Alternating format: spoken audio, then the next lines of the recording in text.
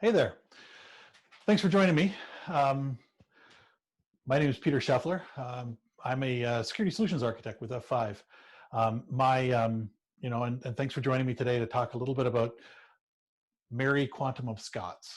You're probably interested to know what this convoluted title is, but it's a little context. Myself, I'm a security solutions architect with F5.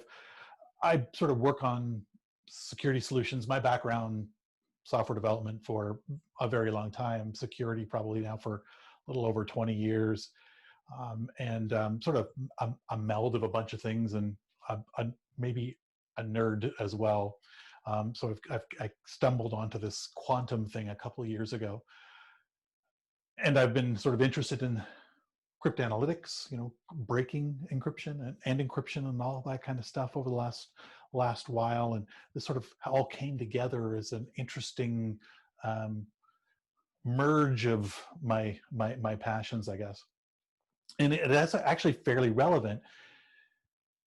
Recently, I had a conversation with a customer where they just conducted a security audit, and as security audits are wont to do, they came up with some findings and some things that needs to be addressed at that organization. So they're a fairly large FinServ company, and one of the findings that was uncovered was that their private keys weren't properly being protected. There are many ways you can protect your private keys, and protecting your private keys is very important, because if someone were to get those keys, then they could decrypt your whatever you've encrypted with those keys. There's a private and a public key, right? So the private key can be stored on say a hardware security module, so an HSM. There's a bunch of tools you can buy that would encrypt this. It's not something that company had. You could store it on a file system and ensure that people aren't able to access that. That's kind of a hope and pray kind of security model, not necessarily the best, and that's actually what the security finding found. You can also use OpenSSL to encrypt these files as a file. So normally those files just exist on a disk, and they're readable. You can open them with a text editor, or just cat the file if you wanted and see what the contents are, and that's the key itself. So whether that's the private or the public key.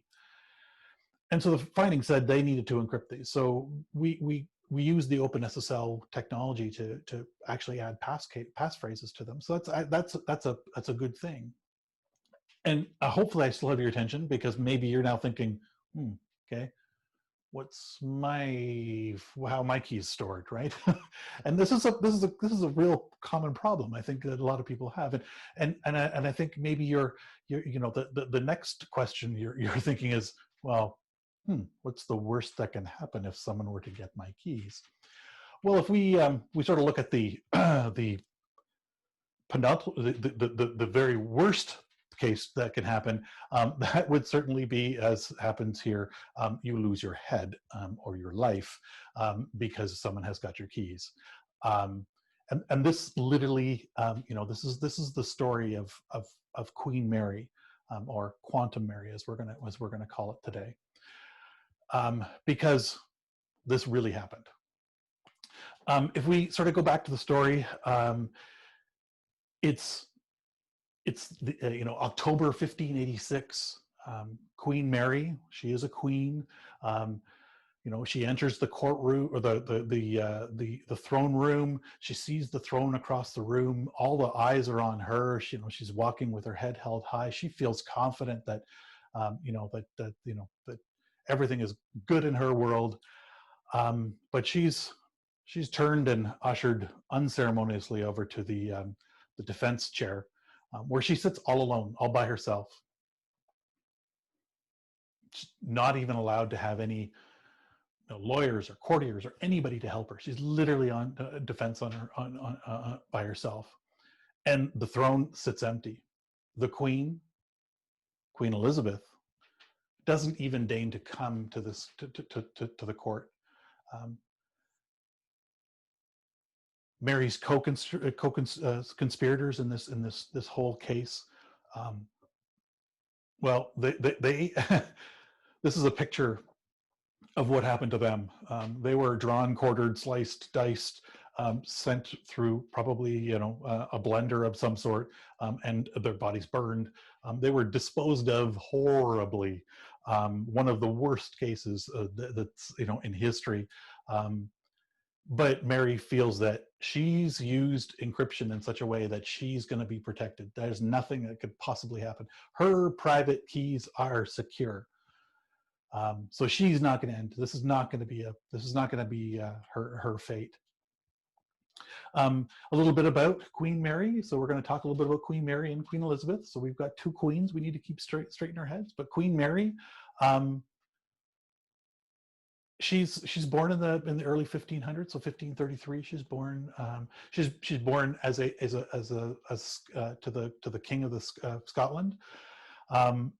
And a fairly, her mother's family is very powerful as well. But at 6 days old, her father dies. And she becomes queen. So she's a 6-day-old queen.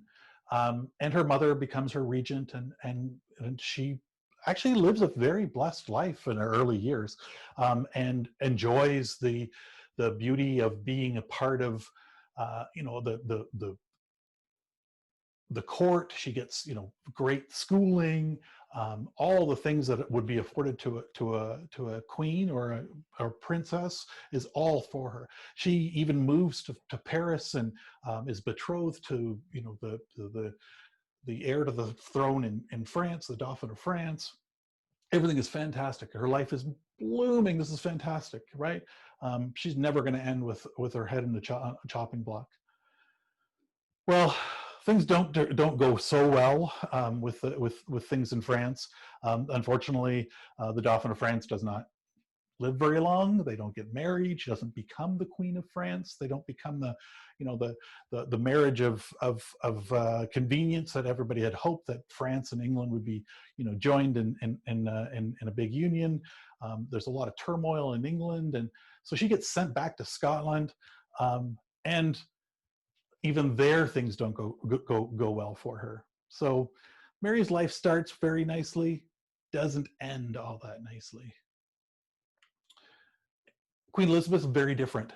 Queen Elizabeth, born to Henry VIII. Yes, that Henry VIII. Henry VIII I am. And she is actually one of the reasons why the Church of England gets created. Her mother is the very first Queen of England that is after Henry VIII creates the Church of England. And this is a big problem because a lot of people think that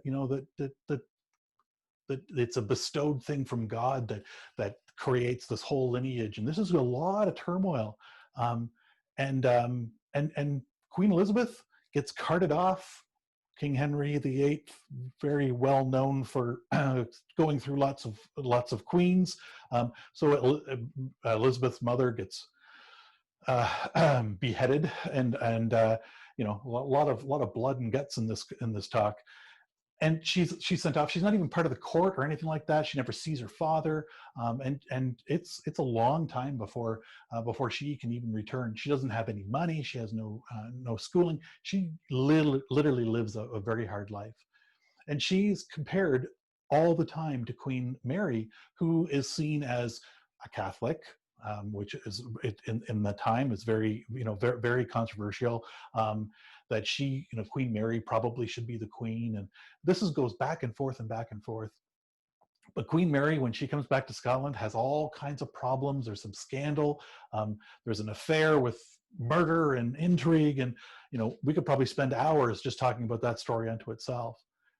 But when Queen Elizabeth finally gets to the throne, she says enough is enough. I can't have this, this battle between me and Queen Elizabeth, Queen Mary and Queen Elizabeth back and forth.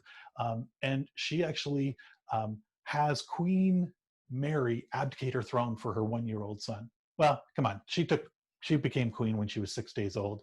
A kid at 1 year is going to be, more than ready for it, right?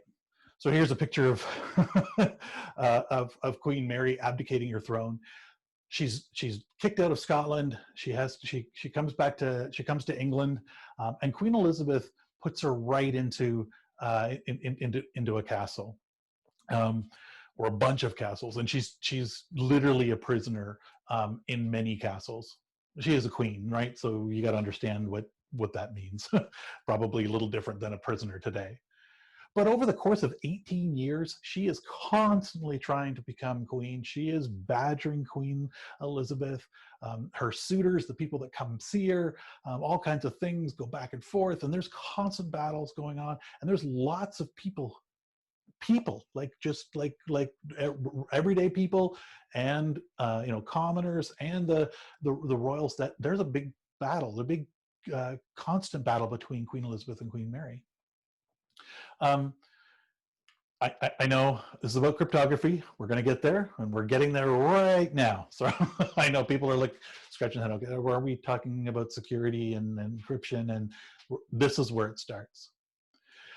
And it starts with a man named Anthony Babington. So Anthony Babington was a gentleman in England, in London, and he's one of those people that strongly believed that Queen Mary should be the Queen of England. That being a Catholic was the reason that she could be the queen over Queen Elizabeth. And as many things happen, like all of us, he hatches a plan in a pub in London to get her, get Queen Mary to the throne. He's going to overtake Queen Elizabeth, and this is going to be it. Well, this is near the 17, 18 year time frame with that Queen Mary's been in her castles, and she no longer even has the ability to go from castle to castle. She can't send letters out anymore. Queen Elizabeth has completely shut her off. Queen Mary would talk to her people in France and her followers in London. All of this is stopped. There's no way for her to communicate. And so Babington is lost. He's like, how am I going to be able to get in touch with Queen Mary? How am I going to be able to help her overthrow Queen Elizabeth? Well, here's an answer. There's a gentleman named Gilbert Gifford who comes to Babington and says, "Hey, I'm a spy extraordinaire. I'm a ordained minister, but I'm a spy extraordinaire, and I am on your side." As a side note, he's such a good spy. There's literally not a picture of Gifford on the internet. I searched, I could not find it. So we're going to call him Mr. X in these pictures. But he comes to Gilbert Gifford, says, "Hey," to Anthony Babington, and says, "Hey, I have the means to smuggle stuff. I'm a smuggler extraordinaire. I'm a spy extraordinaire. I can make this happen." So Babington says, "This is fantastic. This is great." So now he has a means to communicate with Queen Mary, and with her trapped into in her castle. Babington sends a letter using Gilbert Gifford, and it's actually in the bottom of a beer keg. Of course, it has to be somehow related to beer, in and out of the castle. And Gifford is a fantastic smuggler. He gets this in and he gets this out. He gets the message back and forth, and they actually now build a plot to overthrow Queen Elizabeth. This is fantastic. So now Babington says, "Okay, I've got this. This is great." Now, I said we're coming to the encryption side of things, right? And say I don't normally share information, but when I do, it's always secured, right? So if I'm on the internet, I'm making sure that we got some private keys, that the data is encrypted. Well, you know what? Queen Mary was actually a very savvy courtier, and she understood the need of using security and encrypting her traffic. So she actually used this cipher. This is actually the cipher that Queen Mary used. It's actually pretty complex. It's pretty high tech for a 14th century encryption mechanism, right? They have several different things that they've added in here, right? So they use coded, they don't use the letters, right? So the letters are mixed around with different symbols and different values. So it's hard to be able to interpret it. They use something called nulls. So they actually just randomly throw things into this into there. So whenever you see that double F symbol, it literally doesn't mean anything. It just, so when you're decrypting it, you ignore it. So you could sprinkle those through. So things where you would use, looking for repeated letters, like obviously in today's English language, E is the most common letter, right? So you look for E and you look for S and you look for T, right? And so you can do substitution. But when you throw these nulls in there, you can just randomly throw them in there and increase and decrease values. So it makes it very hard for people to figure these out. And then they also use code words. So they don't necessarily use the different words. They throw these different codes in here. So in this case with width, they wouldn't use the word width. They would put the symbol 4 in there. So again, it gets very complex and it looks hard to break. And this was state of the art in the 14th century, and this is a fantastic way to communicate. So this is how they were sending their stuff back. They're using a smuggler, right? So they were using a tunnel. They were encrypting the data inside the tunnel. They're doing all the things that we would normally do with a secure mechanism, right? Everything that we would want to do with our SSL transactions today. When we're doing banking transactions, we're going to want to have a tunnel. We're going to want, so that's our beer jug, right? Our beer keg, and we're sending that traffic back and forth, and we're encrypting it. We're doing everything we possibly can do, except one thing.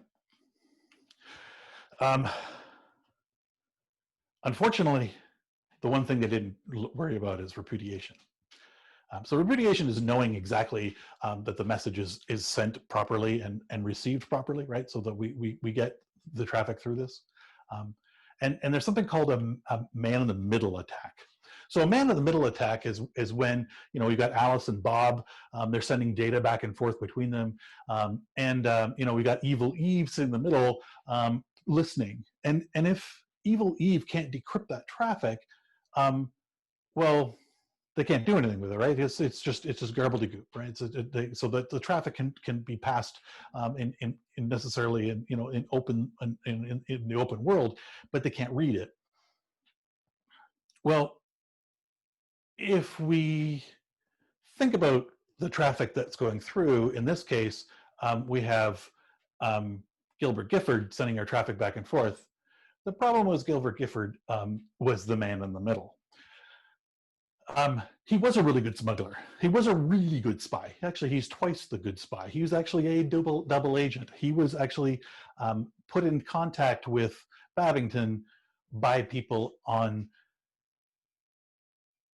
Queen Elizabeth's payroll. So her literally, her leader put the two of them together. Actually rewrote messages, completely broke this down. This gentleman had some of the best cryptographers and some of the best means to break this traffic. And this is a real problem, right? And we're kind of at that point today, because when I said she used the best 14th century technology, well, she was actually in the 16th century, right? Unfortunately, her technology was a little outdated, and people were able to break those kind of ciphers that she was using at that time. And we're today kind of at that point where quantum computing is actually one of those things that we need to think about when we talk encryption. Now, when we talk about quantum computers aren't going to necessarily be something where we're going to have a cryogenically cooled phone in our pocket to be able to shop on Amazon. That's not necessarily where we're going to see quantum technology when it comes about. We're going to see this in certain areas. We're going to see it with state actors. We're going to see it with very large organizations. Organized crime, syndicates, those kind of things. We'll see that, and we'll probably see that in the next few years. It's not here today. And to understand what quantum cryptography is, and quantum cryptanalytics is really what we're going to talk about now. And that's actually using it to break break the code. Which just I'm going to just level the playing field so everybody understands what today's encryption is. We have two dominant cryptography technologies, right? So we have the RSA algorithm. It was invented in 1977 by the RSA team. Could argue that it was GCHQ in the early 1970s, but they have the patent, so we'll give them the prize. But essentially, it's two very large prime numbers multiplied together to create what's called a semi-prime. Really, that means that number can only be created by two prime numbers. There's no factoring it out or anything like that. And we look at those numbers as very, very large numbers, so that the math to reverse engineer, to factor those out, it's called being intractable. It's not impossible. It's just really, really, really, really, really hard. And it makes it almost impossible for someone to be able to reverse that. So again, when we look at those private keys, the private keys have our factors in them, right? So they have our numbers that we're going to use in that, and those numbers, we want to protect them. So in the case of this customer where they needed to add the security on it, if anybody had access to those files before they were encrypted, they can just read those files and get their factors and get their private key. We want to be able to lock those down. We want to protect those. And we also have ECC. That's the other main technology today. So elliptical curve cryptography. So that was discovered in 1985. Actually, kind of interesting that we say discovered for ECC and invented for RSA, but I think that's the maybe just because this has always been around and just no one knew it yet. But essentially, these are curves, and so the private key is some points in the curve that allow you to define this. And this actually becomes even more intractable because we've been able to break the RSA code up to a number of bits. And so we've seen over the last few years cases where we've got numbers in the 700, 600 bit range. These are very large numbers. Understand that these are several hundred digits long. These numbers, they aren't trivial, and it takes a long time for a classical computer to factor this out. Even a supercomputer would take years of grinding to be able to calculate this out. When they did the initial ones back in the early 90s, mid 90s, it would be the equivalent of 2,000 years of a AMD Opteron computer to be able to calculate it. So that gives you the idea of the amount of compute that needs to happen on these. So it makes it very hard, and we can make it even harder by using something called perfect forward security, or sometimes perfect security, depending on how you want to refer to it. But essentially, we derive a session key from our private key, and then use that to communicate back and forth. But we only use that session for a very short time. We're constantly changing those keys, and that just increases that intractability, so that the math just becomes harder and harder and harder to get to. And this is how classical computers work. So they work on a linear algorithm. Basically, it's going to be is 3 times 5 the number, is 7 times 3 the number. Like, it's really just a matter of figuring out, okay, I'm gonna go through and multiply 2 prime numbers until I get that number. And understand, when we're looking at numbers that are hundreds of digits long, this is a really, really, really big time, and long time to get these numbers. So that's why it takes us thousands of compute hours or compute years to calculate this out. So now, with the advent of quantum computers, so quantum computing isn't here today, but maybe a basis on what quantum computing is.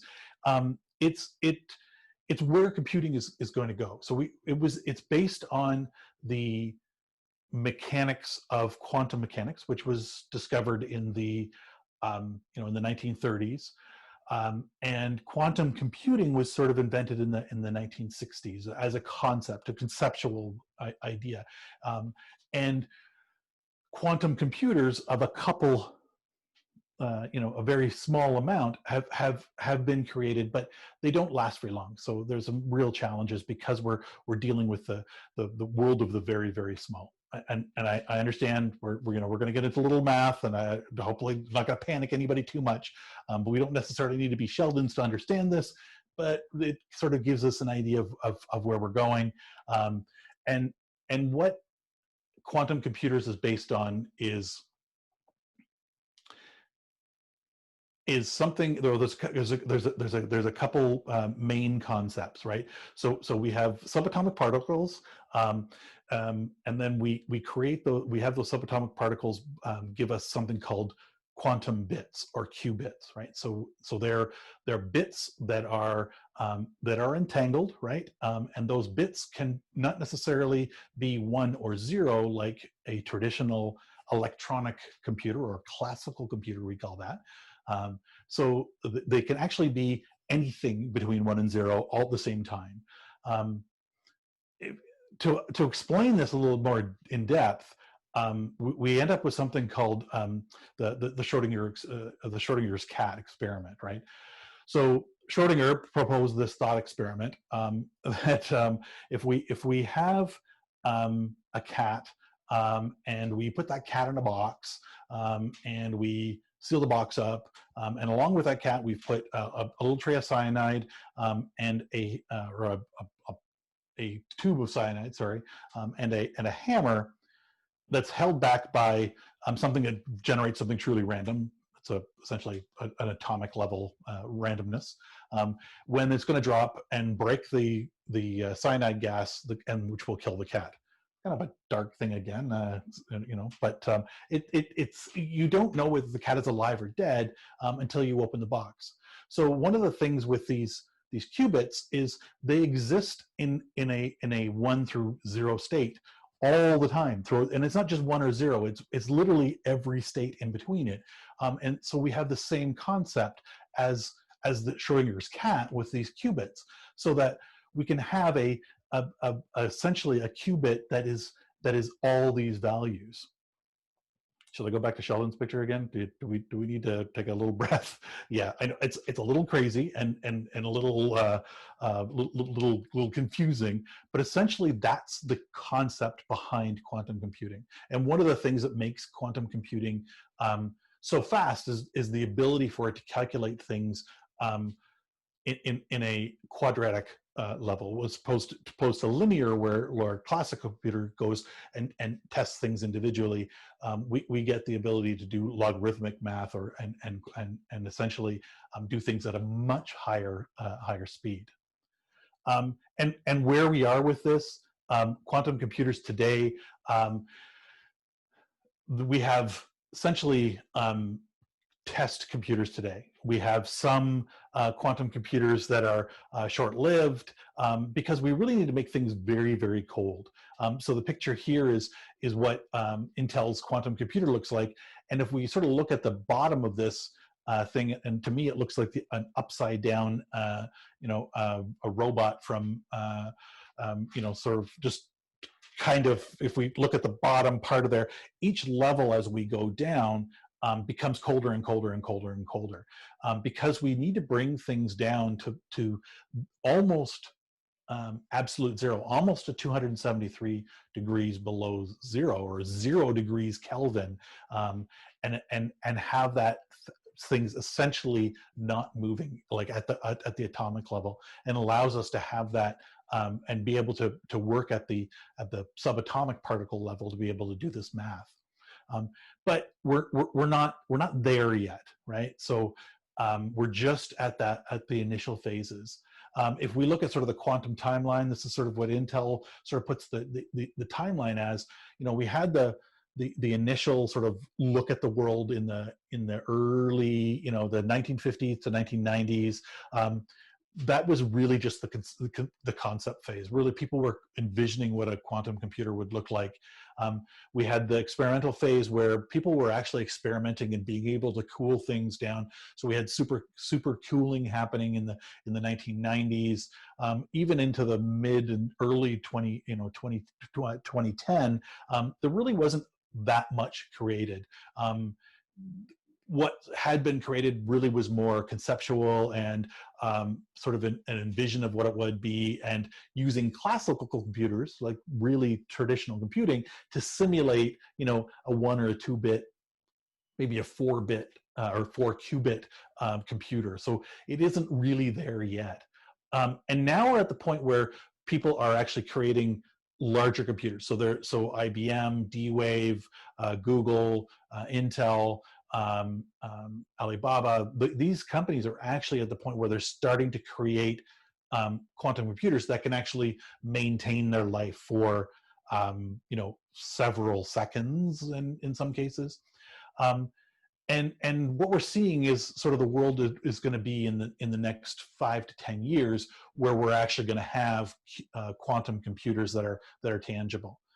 And that's important. Like we need to understand this again, because if we go back to the analogy of Mary Quantum of Scots, right?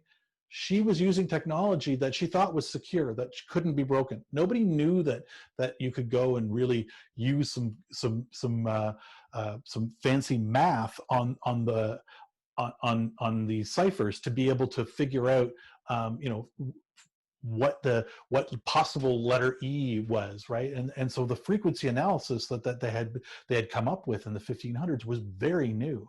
And so we're at that point now where this is where we need to start thinking. And so what's happening today is IBM is making the quantum computers available in a classical backend, essentially using a supercomputer to be able to do some calculations. And so with these simulations, we're able to start to figure things out. And so when we started with quantum computers, we started to think, okay, what's going to happen with factoring large numbers, or figuring out the points on a curve of complex numbers, which is really one of the things that we do with with today's encryption. And the feeling is that we're going to get these answers not in years or millennia, but in minutes and seconds. Yeah, exactly. Because of the way the system can factor math, or factor large numbers, it's entirely different than what a classical computer can do. And in the 90s, there's a gentleman named Peter Shor, obviously a very smart man because his name's Peter, but he came up with Shor's algorithm, which actually has been used to factor some prime numbers. We've successfully factored 15, 5 times 3. I don't mean a 15-digit number or 2 to the 15. I literally mean the number 15. And a couple other numbers. We've done 21, 7 times 3. Again, these are prime numbers multiplied by into another number. And so we've come up with some cases where this works. Now, it doesn't go much larger. The Shor's algorithm today doesn't go much more than that. There's a couple other algorithms that are in use today that's allowed us to factor some significantly large numbers in the order of 5 and 7 and maybe 10 digits long. Remember, we're talking hundreds of digits long for RSA keys. So this is really, really, really, really large numbers, right? So we've come that far in just maybe a dozen years of being able to work this through. And we don't have real qubit computers yet. Like, we have computers that have 3, 4, maybe, as Intel said, they got a 49 qubit computer. It's really not going to be able to do the math that we need to be able to factor these 2 to the 248 or 4048 numbers, or 4096 RSA numbers. That's not going to be possible with just 49 qubits. We're probably going to need something in the order of 2 and 3 or maybe 500 qubits. And we see that as something that is tangible, probably in the next 5 to 10 years, maybe outside, maybe we're looking at the next 15 years.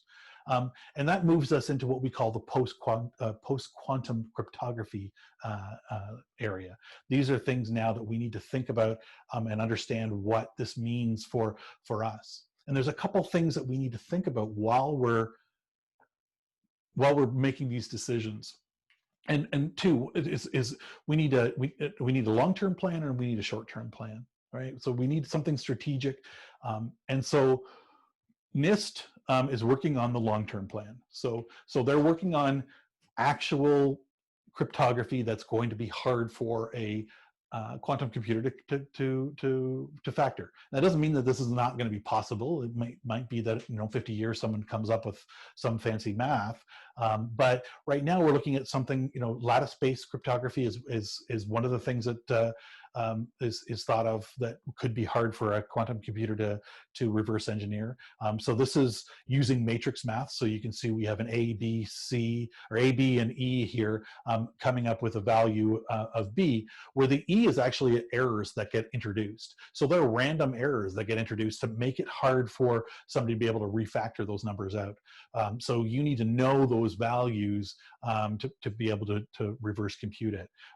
So you'll be able to use these. And so NIST is actively working on calculating or creating standards for quantum encryption or quantum safe encryption. This is done still on a classic computer, so it'll be on your phone, on your PC or whatever. But this is a means for a different technology than just using RSA or using ECC. This would be using these technologies, and so your private key would be a combination of probably the S and the E here, and the A would be the input, the plain text that gets inputted into the equation. So these become things that are much harder for a quantum computer to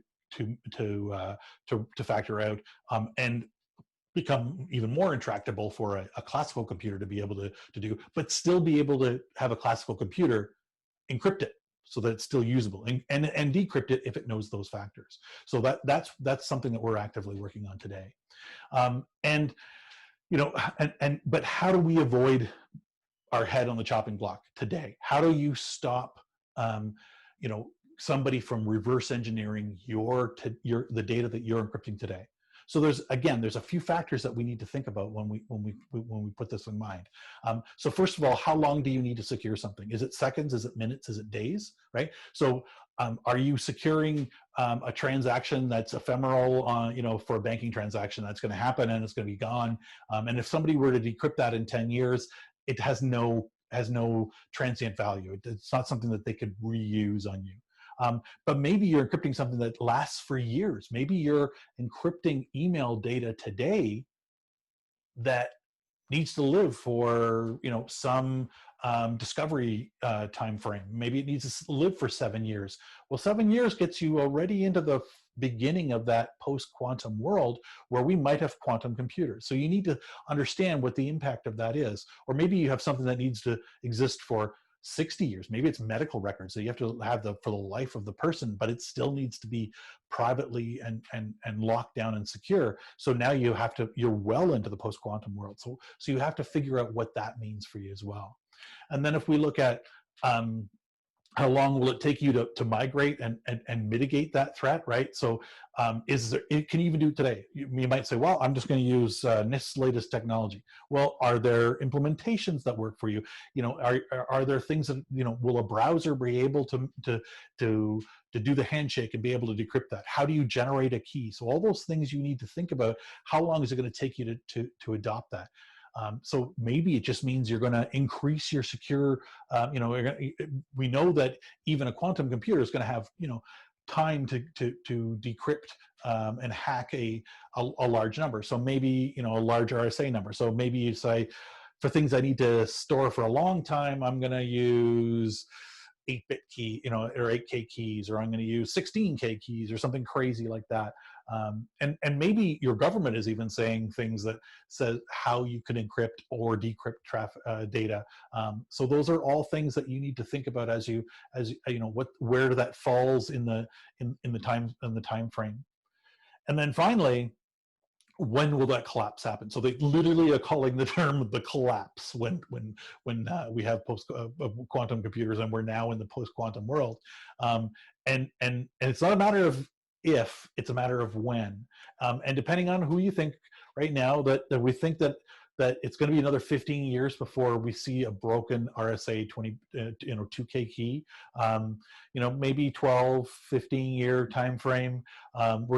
We have some experts saying that we're going to see things in the 2030 range for quantum computers. That's a 50% chance that it happens before then, right? So quite likely it's going to happen around 2030, and NIST is putting in the 2035 range when we're going to have this. So again, we need to think about what we can do to protect ourselves. So we might want to adopt larger ciphers. We might want to have use SHA-256, use larger RSA keys or larger ECC keys, right? So we're saying right now probably want to use 2K keys for RSA. You want to use 384-bit keys for ECC. We want to really increase that protection so that we're giving you the ability to get farther and farther into that post-quantum world. And you can also look at your website too. So I'm a big fan of the SSL Labs capability. So being able to run a report and find out what your cipher strength is there, and it'll look at what keys you're using, what keys you might have, what SHA level you might have. Are you using CBC, or there's a whole bunch of things that it can bring to the table to say how secure your website is. And it's something you shouldn't do once and never come back to. It should be something that you do as a standard audit of your website. So again, going back to the customer that had that security audit, this should be something that you put in your standard, if not annual, maybe semi-annual kind of thing, where you're pulling this in once or twice a year, and having a look at all your different keys. And also validate that your keys are properly and securely stored. Again, do you have an HSM? Do you have a means to store them somewhere? Do you have a means to store them securely? Even if they're being stored securely, then add, if they're RSA keys or ECC keys, you can add a cipher on passphrase onto them and encipher those files. So that again adds another level of protection. And so again, just sort of recap: protect your data, right? So if you got hash functions, you want to use SHA-2 or SHA-256 if you can, and use the longest wherever possible. And again, that's a balance of how quickly do you need to sign it and have that signature read. When you're using symmetric keys, you want to use AES or triple DES. Hopefully you're not using DES anywhere or anything else, anything low like that. But you want to make sure that you're using the best possible crypto that's out there.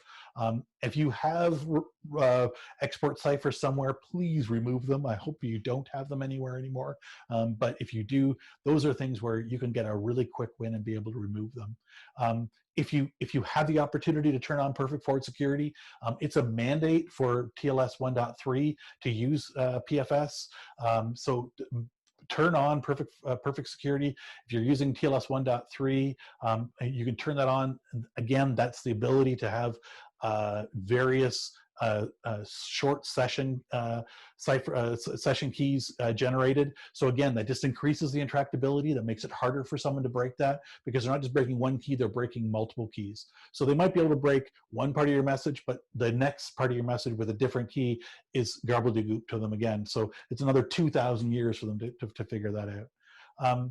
And your RSA, as I said earlier, your RSA keys should be RSA 2048 or larger. Again, if you're doing regular, banking, website stuff, 2K keys is probably good. It gets expensive on a phone from a battery perspective to go much higher than that. But there's cases where you might need to go to a 4K key or an 8K key for data storage. There's a lot of opportunities for there. And then for ECC, you want to use the 224 bits. Sorry, I think I said 384 earlier. But that's again something where you can use. You get the same level of security with a 224-bit ECC that you would with an RSA 2048. Again, because the computational requirements are less to figure those points in the curve, it's a much better way of doing it. And so you can use a smaller key, which again lessens the impact on your clients, your phones typically that are talking to your website. and reduce the battery consumption on those devices. But interestingly enough, ECC is intractable and more intractable than RSA for a classical computer, but it's been not proven yet, but the indication is that ECC will actually be easier to factor with a quantum computer than RSA keys are. So if you're looking at something that's going to be a very long term, again, back to those healthcare records that might be decades long, you might be better off staying with an RSA key to protect those. So again, what I'm hoping that we can do here is sort of bring the world back to removing your head off that chopping block. Mary relied on technology that she thought was secure. She probably needed to do a security audit. She probably should have talked to different people to find out who this Gilbert Gifford guy was before she relied on him to transport her messages. So I hope you do the same. That you take the time to audit your security. Adopt some of the suggestions I have here on this slide, and hopefully you'll be better prepared when the collapse happens in 7 to 20 years. Who knows? But we all want to be secure. So thanks very much. I